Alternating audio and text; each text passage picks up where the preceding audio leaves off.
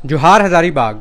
मैं फैज़ अनवर, आप देख रहे हैं जोहार हज़ारीबाग। अभी कुछ दिन पहले WHO ने इंडियन कंपनी मेडन फार्मास्यूटिकल्स के 4 कफ सिरप पे बैन लगाया था और कहा था कि 66 बच्चे जो गाम्बिया में जिनकी मौत हुई थी वो इस सिरप के वजह से इनकी मौत हुई थी। अभी तक जांच चल रही है।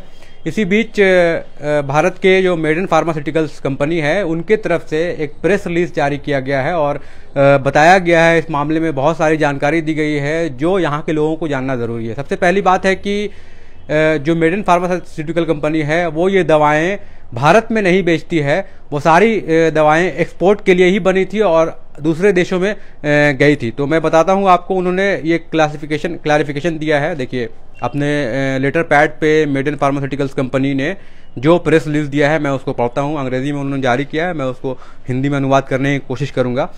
पहला उन्होंने लिखा है कि that we are in the field of medicines for over 3 decades and have been diligently following the protocols of health authorities including Drugs Controller General of India and State Drugs Controller Haryana. तो पहला उन्होंने कहा है कि जो हम लोग 3 decade से मतलब लगभग 30 सालों से दवाई बना रहे हैं और उनके पास पूरी अथॉरिटी है, ड्रग कंट्रोल ऑफ इंडिया से उनको पूरा मिला हुआ है सर्टिफिकेट, उसके बाद ही वो लोग एक्सपोर्ट कर पा रहे हैं। और दूसरा पॉइंट है कि that we have valid drug approvals for the export of the products in question and we are not selling anything in domestic market, so it is for export only.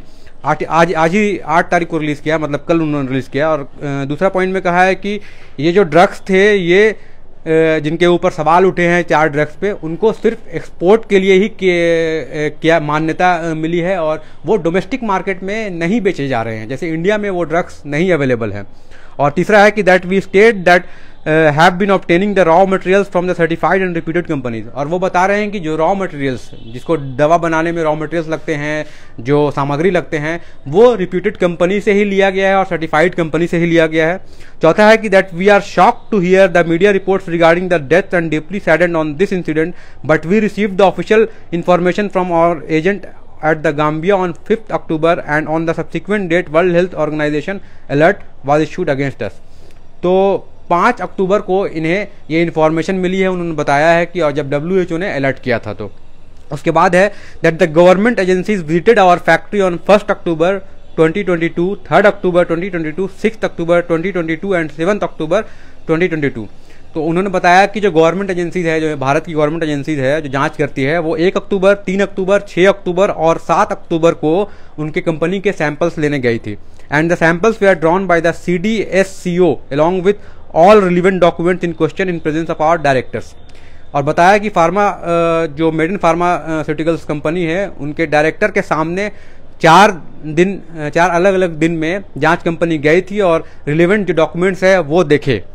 उसके बाद बताया कि the samples have been drawn by the CDSCO officials and we are awaiting the results, and since the matter is already pending investigation and sub judice, we cannot comment on any other issues and shall update you in future as and when we receive the information।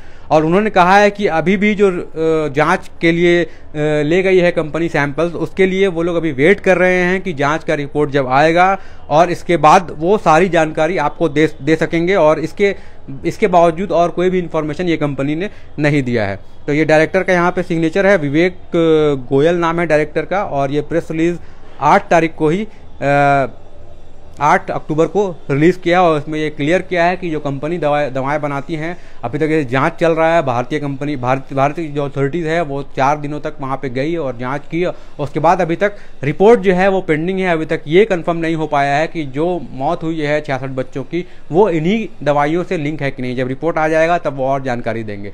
बहुत बहुत धन्यवाद। मैं फैज़ अनवर, जोहार हज़ारीबाग।